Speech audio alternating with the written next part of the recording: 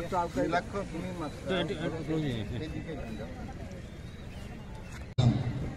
School টুর্নামেন্টে অংশগ্রহণ করার জন্য, কিন্তু 50টি স্কুলের মধ্যে মাত্র 12টি স্কুল এই প্রতিযোগিতায় অংশগ্রহণ করেছে। আমরা দুঃখিত হলেও আশাহত হইনি। এই কারণে আমরা যাদের পেয়েছি তাদের নিয়েই আমাদের লড়াই চলবে, কারণ আমরা এই গ্রাসরুট লেভেল থেকে ক্রিকেটার তৈরি করার সংকল্প নিয়েই এইরকম একটা টুর্নামেন্ট আয়োজন করেছিলাম।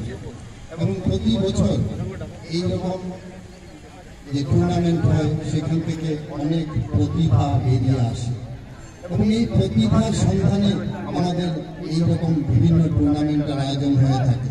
আমরা আশা করব আগামী দিনে আরো বেশি সংখ্যক স্কুল যাতে এই টুর্নামেন্টে পার্টিসিপেট করে